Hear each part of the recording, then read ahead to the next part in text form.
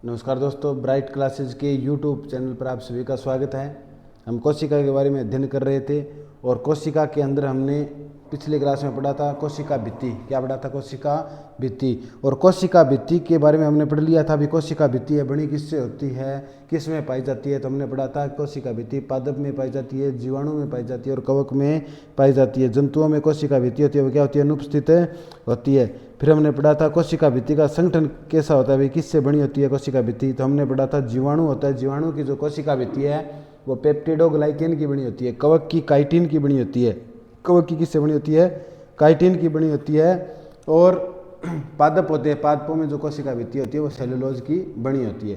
फिर हमने पढ़ा था जो कोशिका है, कोशिका भित्ति के हमने प्रकार पढ़े थे। तो मध्य पटलिका, प्राथमिक कोशिका भित्ति, द्वितीय कोशिका भित्ति, हमने 3 प्रकार पढ़े थे। मध्य पटलिका क्या होती है? ये बहुकोशिकीय पादपों में पाई जाती है, एक कोशिकीय पादपों में नहीं पाई जाती। तो ये बहुकोशिकीय जो जीव होते हैं यानी पादप होते हैं उनमें पाई जाती है। तो ये सबसे कोशिका भित्ति का सबसे भारी भाग होता है। ये कैल्शियम और मैग्नीशियम पेक्टेट का बना होता है। कैल्शियम मैग्नीशियम पेक्टेट की जो परत होती है इसे ही बोलते हैं दोस्तों पादप सीमेंट। क्या बोलते हैं? पादप है सीमेंट बोलते हैं। फिर हमने प्राथमिक कोशिका भित्ति पढ़ी थी, जो कोशिका जो मध्य पटलिका के बाद में पाई जाती है। इसमें सेलुलोज हेमीसेलुलोज का आवरण होता है और ये थोड़ी सी क्या होती है, इसमें विभिन्न पदार्थों का जमाव नहीं होता, इसीलिए थोड़ी क्या होती है, लचकदार होती है, लचीली होती है, यानी फ्लेक्सिबल होती है। फिर हमने कौन सा पढ़ा था? फिर हमने पढ़ा था द्वितीय कोशिका भित्ति। इसमें विभिन्न पदार्थों का जमाव होता है जिसके कारण ये थोड़ी क्या होती है, कठोर होती है। किसकी तुलना में? प्राथमिक कोशिका भित्ति की तुलना में। आगे हम पढ़ेंगे कोशिका भित्ति के बारे में और पढ़ेंगे इसका निर्माण कैसे होता है, कोशिका भित्ति का कब होता है। तो कोशिका भित्ति है ना दोस्तों, इसका निर्माण कब होता है? कोशिका भित्ति का निर्माण होता है, कोशिका विभाजन होता है ना, कोशिका विभाजन की टेलोफेज अवस्था के अंतिम पड़ाव के अंदर कोशिका भित्ति का निर्माण होना क्या हो जाता है? आरंभ हो जाता है। आगे हम कोशिका विभाजन पढ़ेंगे, नेक्स्ट हम पढ़ेंगे तो नेक्स्ट पढ़ेंगे कोशिका विभाजन के अंदर हम 4 अवस्थाओं को पढ़ेंगे। कैरियोकाइनेसिस पढ़ेंगे। कैरियोकाइनेसिस होता है केंद्रक द्रव्य विभाजन। तो केंद्रक द्रव्य विभाजन के अंदर हम 4 अवस्थाओं को पढ़ेंगे। उनमें से पहली अवस्था होती है प्रोफेज, फिर होती है मेटाफेज, फिर होती है एनाफेज, फिर होती है टिलोफेज। इन 4 अवस्थाओं में केंद्रक द्रव्य का क्या होता है दोस्तों? विभाजन होता है। तो टिलोफेज जो अवस्था होती है कोशिका विभाजन की, उस टिलोफेज अवस्था के अंतिम पड़ाव के अंदर कोशिका भित्ति का निर्माण किया जाता है, आरंभ हो जाता है। तो आपको दोस्तों क्लास कैसी लग रही है? क्लास को आगे से आगे शेयर कीजिएगा और अपने चैनल को सब्सक्राइब कीजिएगा, सहयोग दीजिएगा। तो देखिएगा, हम कोशिका भित्ति के बारे में अध्ययन कर रहे थे। तो कोशिका भित्ति का निर्माण कैसे होता है? कोशिका भित्ति का निर्माण, हेडिंग लगाइएगा, कोशिका भित्ति का निर्माण।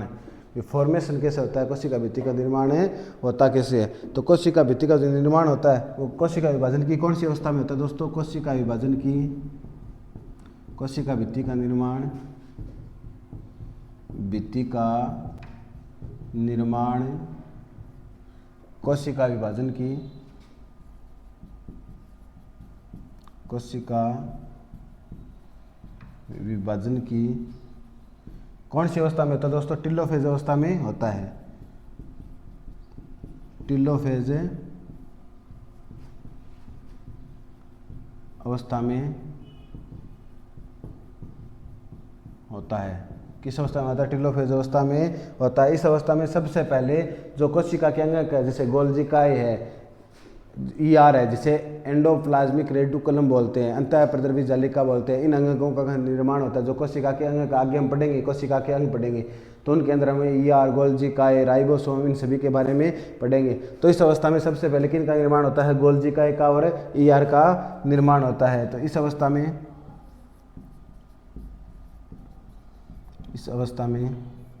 क्या होता है दोस्तों? इस अवस्था में क्या होता है? इस अवस्था में सबसे पहले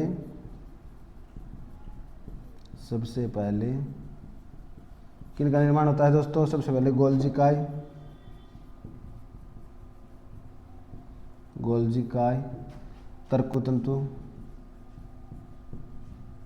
तर्कुतंतु को इंग्लिश में बोलते हैं दोस्तों स्पिंडल फाइबर। क्या बोलते हैं? स्पिंडल फाइबर बोलते हैं। तो गोल्जिकाए, तर्कुतंतु, ER जिसे एंडोप्लाज्मिक रेटिकुलम अंतःप्रद्रवी जालिका बोलते हैं, इसे क्या बोलते हैं? अंतःप्रद्रवी जालिका, ये दो प्रकार की होती है, आगे हम पढ़ेंगे। एक होती है स्मूथ ईआर, एक होती है रफ ईआर, एक होती है चिकनी अंतःपद्रवी जालिका और एक होती है खुरदरी अंतःपद्रवी जालिका। तो ईआर मिलकर, ये मिलकर क्या करते हैं दोस्तों, मिलकर एक पट्टिका का निर्माण करते हैं, मिलकर एक पट्टिका का निर्माण करते हैं। पट्टिका का निर्माण क्या करते हैं, जिसे क्या बोलते हैं दोस्तों, फ्रेगमोप्लास्ट। क्या बोलते हैं इस पट्टिका को, क्या बोलते हैं, फ्रेगमोप्लास्ट। क्या बोलते हैं, फ्रेगमोप्लास्ट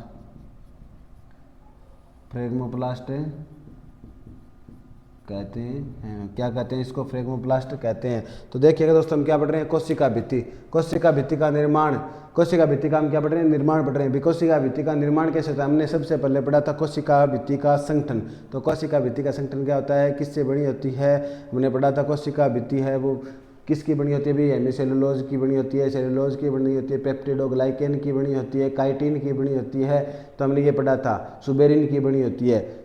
फिर हमने पढ़ा कोशिका भित्ति के प्रकार, और कोशिका भित्ति के प्रकार के बाद हम पढ़ रहे हैं कोशिका भित्ति का निर्माण कब होता है। तो कोशिका भित्ति का निर्माण होता है कब है, कोशिका विभाजन की जो टिलोफेज अवस्था है, टिलोफेज अवस्था में होता है। इस अवस्था में सबसे पहले जो गोल्जिकाएं, तर्कुतंतु और अंतःपद्रवी जालिकाएं, ये मिलकर के एक पट्टिका का निर्माण करते हैं। इस पट्टिका को क्या बोलते हैं, फ्रेगमोप्लास्ट बोलते हैं। क्या बोलते हैं दोस्तों, फ्रेगमोप्लास्ट बोलते हैं। और फ्रेगमोप्लास्ट से मध्य पटलिका, मध्य पटलिका से फिर बनती है प्राथमिक कोशिका भित्ति, फिर बनती है द्वितीय कोशिका भित्ति, और फिर कोशिका भित्ति का क्या होता है, निर्माण। इसको हम एक रफ डायग्राम से समझेंगे, आप एक बार लिख सकते हो। तो दोस्तों कैसी लग रही है क्लास को ज़्यादा से ज़्यादा आप शेयर कीजिएगा, कमेंट कीजिएगा, चैनल को लाइक कीजिएगा।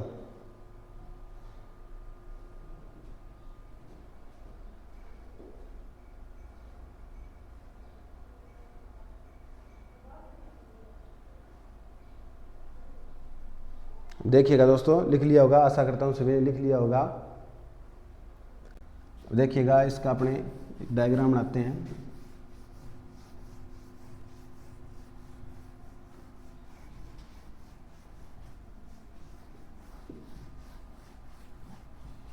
देखिएगा, सबसे पहले हमने पढ़ा भी टिलोफेज प्रारंभ होती है। कौन सी अवस्था, टिलोफेज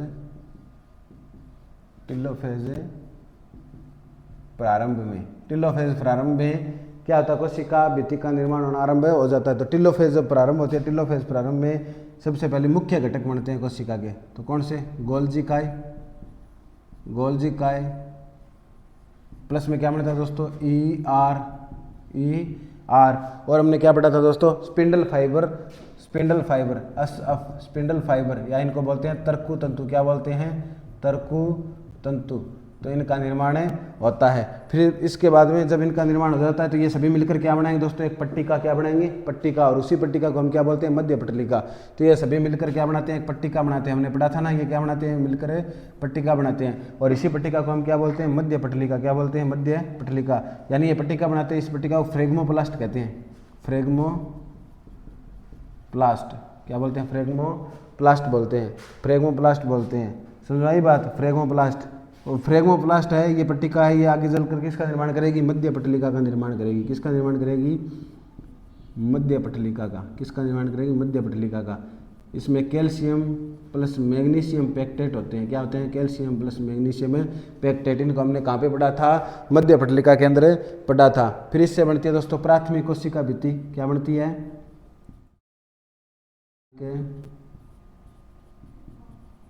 कोशिका भित्ति का निर्माण होता है। और फिर प्राथमिक कोशिका भित्ति से आपको पता है कौन सी बनती है, द्वितीय कोशिका भित्ति। कौन सी बनती है, द्वितीय कोशिका भित्ति का निर्माण होता है। समझ में आई क्या बात दोस्तों।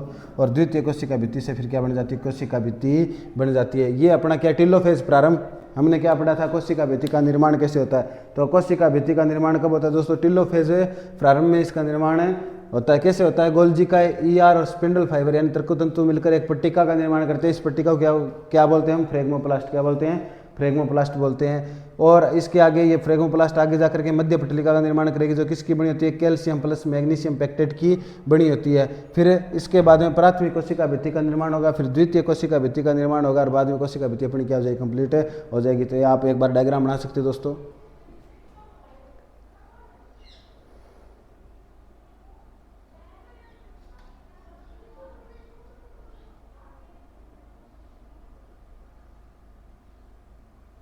देखिएगा, आपने डायग्राम बना लिया होगा।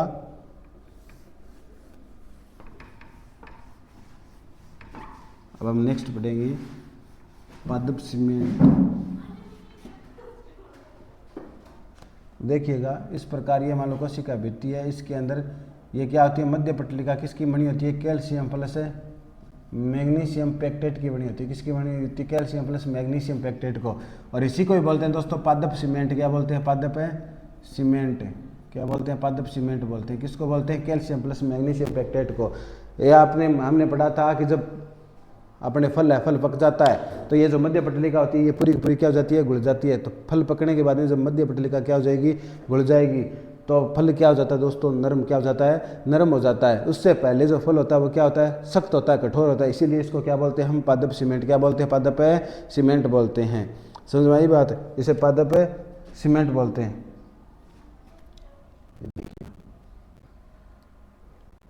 अब नेक्स्ट हम पढ़ेंगे दोस्तों, ये हमारी कोशिका भित्ति क्या हो चुकी है, कंप्लीट हो चुकी है। अब हम पढ़ेंगे कोशिका झिल्ली। क्या पढ़ेंगे, कोशिका झिल्ली। तो कोशिका भित्ति को हमने अध्ययन क्या कर लिया, कंप्लीट कर लिया है। नेक्स्ट हम पढ़ने वाले हैं कोशिका झिल्ली। तो आगे हमारी हेडिंग रहेगी कोशिका झिल्ली या सेल मेम्ब्रेन।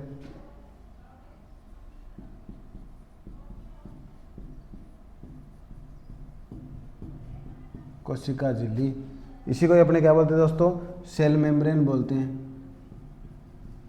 सेल मेम्ब्रेन ये दोस्तों पादपों और जंतुओं सभी में पाई जाती है। पादपों, जंतुओं, जीवाणु यानी एकोशिकीय और बहुकोशिकीय जीवों सभी में पाई जाती है। समझ में आई बात है। इसी को अपने पारगम्य झिल्ली भी बोलते हैं। क्या बोलते हैं, उपनाम इसका क्या है, अर्धपारगम्य झिल्ली। क्या है, अर्धपारगम्य झिल्ली कहते हैं। क्या कहते हैं, अर्धपारगम्य झिल्ली भी कहते हैं दोस्तों। तो इसके अंदर क्या होता है, पदार्थों का आदान प्रदान होता है। आगे हम पढ़ेंगे, कुछ पदार्थों की अपने अंदर आने देती है और कुछ पदार्थों को बाहर जाने देती है। ये उपस्थित किस में होती है दोस्तों, जैसे कोशिका भित्ति किस में उपस्थित होती थी, पादप और जीवाणु कवक के अंदर। तो उपस्थित ये किस में होती है दोस्तों, ये उपस्थित किस में होती है, ये पादप जंतु दोनों में उपस्थित होती है। पादप व जंतु दोनों में उपस्थित होती है। समझ में आई क्या बात है। तो पादप और जंतु दोनों में ही उपस्थित होती है। प्लो नाम का एक वैज्ञानिक आया था दोस्तों। प्लो नाम के वैज्ञानिक ने इसको क्या कहा था, इसको प्लाज्मा झिल्ली नाम दिया था। तो प्लो नाम का वैज्ञानिक आया था, कौन, प्लो नाम का एक साइंटिस्ट आया था। प्लो नामक वैज्ञानिक ने इसे प्लाज्मा झिल्ली कहा। क्या कहा दोस्तों, प्लाज्मा झिल्ली कहा। किसने कहा, प्लो नाम वैज्ञानिक ने इसको क्या कहा दोस्तों, प्लाज्मा झिल्ली कहा था। कोशिका झिल्ली का संगठन किससे बना होता है दोस्तों, संगठन, कोशिका झिल्ली का जो संगठन है वो किससे बना होता है दोस्तों, कोशिका झिल्ली का संगठन होता है प्रोटीन,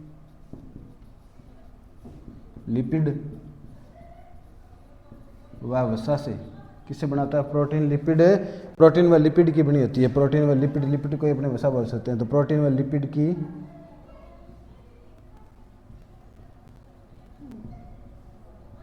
बनी होती है। तो हम क्या पढ़ रहे हैं दोस्तों, कोशिका झिल्ली। कोशिका झिल्ली को क्या बोलते हैं, सेल मेम्ब्रेन बोलते हैं।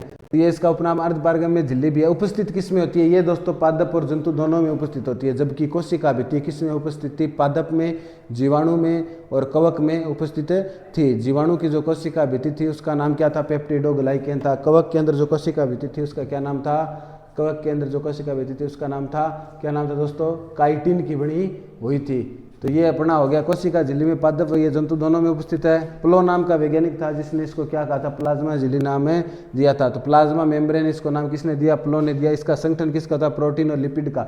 और उसका संगठन किसका था, सेलुलोज का, हेमीसेलुलोज का, हमने पढ़ा था सुबेरिन का था, पेप्टिडोग्लाइकेन का था और काइटिन का था। अभी इसके अंदर नेक्स्ट पढ़ेंगे इसका कार्य, तो ये आप एक बार लिख सकते हैं। और बताइए दोस्तों क्लास कैसी लग रही है। क्लास को लाइक कीजिएगा, कमेंट कीजिएगा, चैनल को सब्सक्राइब कीजिएगा।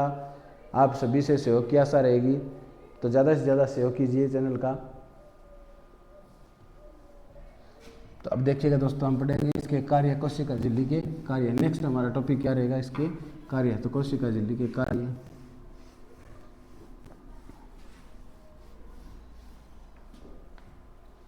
अब हम पढ़ेंगे कार्य। कोशिका झिल्ली का काम है क्या है, तो ये क्या करती है दोस्तों, कोशिका का जैविक आवरण होता है, जैविक आवरण का निर्माण करती है। तो ये कोशिका का जो जैविक आवरण होता है जिसके अंदर जीव द्रव्य पाया जाता है, केंद्रक द्रव्य पाया जाता है, तो ये जैविक आवरण का निर्माण करेगी। तो कोशिका के जैविक आवरण का निर्माण करने का काम कौन करती है, कोशिका झिल्ली। तो एक नंबर अपना काम हो गया यह कोशिका का जैविक आवरण बनाती है, जैविक आवरण बनाती है। एक नंबर काम तो ये हो गया। दूसरा काम क्या है, ये चयनात्मक पारगम्य का काम करती है, इसीलिए हमने इसका उपनाम क्या रखा था, चयनात्मक पारगम्य या अर्ध पारगम्य झिल्ली इसको कहते हैं, क्योंकि ये कुछ पदार्थों का चयन करके उनको कोशिका के अंदर जाने देती है और कुछ को नहीं जाने देती। यानी जो कोशिका के लिए आवश्यक होते हैं उन पदार्थों के अंदर जाने देती है, जो अनावश्यक होते हैं उनको बाहर भी निकाल देती है। तो ये चयनात्मक पारगम्य का काम करती है, यानी चुन चुन के अंदर जाने देती है। तो ये किसका काम करती है, यह है चयनात्मक पारगम्य का क्या करती है, कार्य है, करती है, का कार्य है, करती है दोस्तों। 3 नंबर हम क्या पढ़ेंगे, यह अंतर्गमन व बहिर्गमन का कार्य करती है। अंतर्गमन व बहिर्गमन का अर्थ क्या हुआ दोस्तों, ये कुछ पदार्थों को अंदर आने देती है और जो कोशिका के लिए अपशिष्ट पदार्थ है, जो अनावश्यक पदार्थ है, उन पदार्थों को वापस बाहर निकाल देती है। तो ये अंतर्गमन और बहिर्गमन का भी क्या करती है दोस्तों, कार्य करती है। तो ये क्या करती है, अंतर्गमन व बहिर्गमन, बहिर्गमन का कार्य करती है।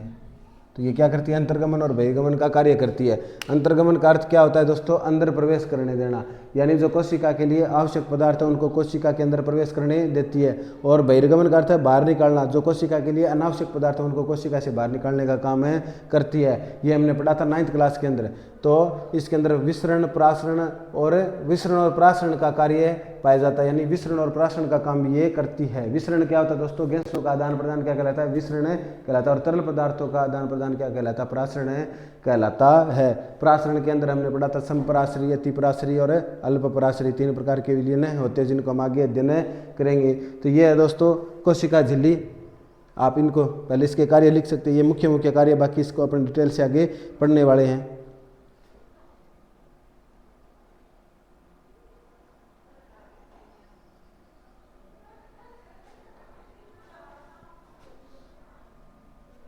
लिख लिया हुआ दोस्तों,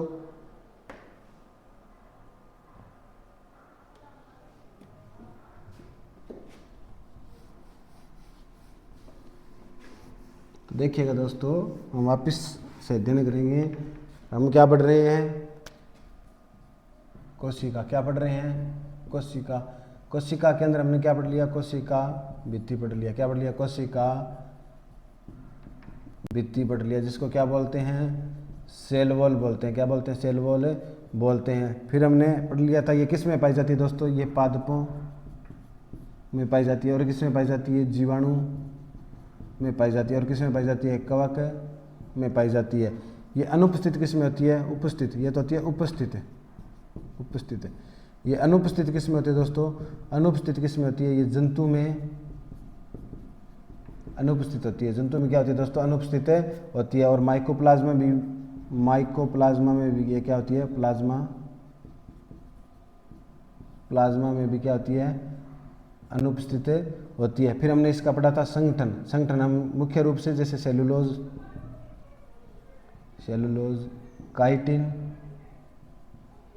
काइटिन और पेप्टिडोग्लाइकेन,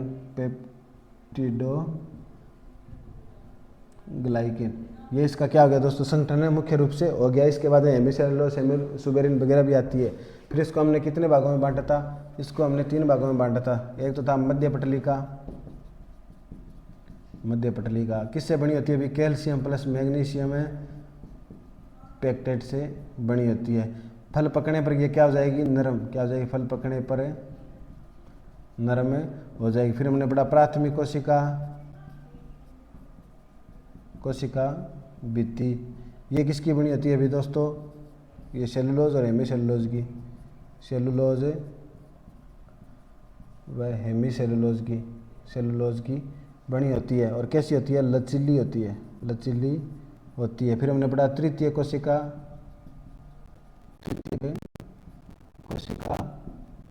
ये विभिन्न पदार्थों की बनी होती है, इसलिए ये क्या होती है दोस्तों, कठोर, क्या होती है, कठोर होती है।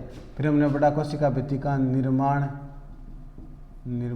कौन सी अवस्था में होता है, टिलोफेज में इसका क्या होता है, निर्माण, क्या होता है, निर्माण होता है। समझ में आई बात। अब हम क्या पढ़ रहे हैं, कोशिका झिल्ली, क्या पढ़ रहे हैं, कोशिका झिल्ली पढ़ रहे हैं दोस्तों। कोशिका झिल्ली में हमने पढ़ लिया कि इसको क्या बोलते हैं, पारगम्य झिल्ली भी बोलते हैं। ये किस में पाई जाती है दोस्तों, पादप व जंतु दोनों में पाई जाती है। प्लोनिस को क्या कहा, प्लोनिस को प्लाज्मा झिल्ली का क्या कहा भी दोस्तों, प्लाज्मा झिल्ली कहा। समझ में आई क्या बात है। कार्य इसका आपको पता ही है, चयनात्मक पारगम्य का कार्य, चयनात्मक पारगम्य का काम ये करती है। अंतर्गमन बहिर्गमन का काम है,